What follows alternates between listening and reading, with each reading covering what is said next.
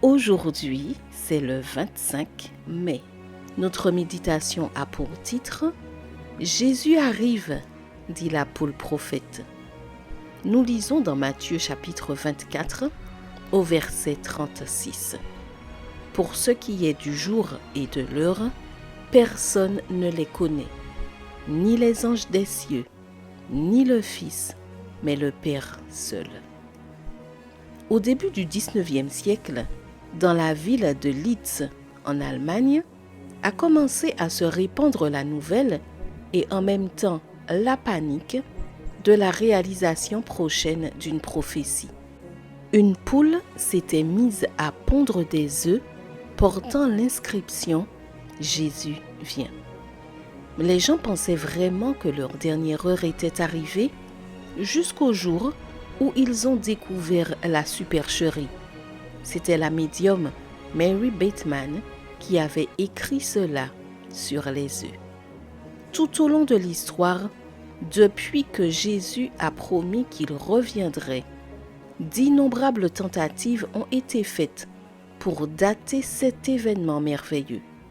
Plus récemment, c'est la théorie de Nora Roth qui est devenue célèbre. Cette développeuse de logiciels a prédit, d'après le livre de Daniel, que la fin du monde aurait lieu en 2016. Mais voilà, on est toujours là. Une autre personne, la révérende Donna Larson, a annoncé la fin du monde pour 2017 selon des calculs basés sur les Écritures. Et la liste pourrait s'allonger encore. Je me suis souvent demandé pourquoi l'on s'empressait de dater la fin du monde. Cet événement ne se produira pas avant ou après, simplement parce qu'un humain le croit. Cela ne fait que renforcer le scepticisme à l'égard du retour de Jésus. Il ne sert à rien de vivre dans la crainte qu'un jour prochain, tout s'arrête ici sur terre. La seule chose que nous puissions faire avant que cela arrive est de vivre selon la prescription des Écritures.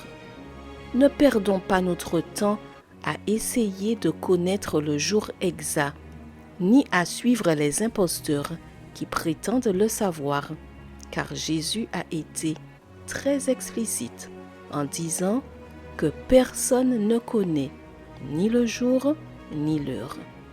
Ce jour viendra certainement. Le Christ viendra pour son peuple. Et ce qui devrait vraiment nous occuper aujourd'hui, c'est notre préparation et celle des autres à ce moment glorieux, afin que, par la grâce de Dieu, nos noms soient écrits dans le livre de vie. La bonne nouvelle, c'est que les signes s'accomplissent et que l'événement dans lequel nous avons placé notre espérance se réalisera bientôt. Si nous avons vécu selon la volonté de Dieu, nous n'aurons pas à partager le sort des méchants. Post-scriptum, heureuse d'attendre son retour. Que la grâce et la paix du Seigneur reposent sur toi en abondance.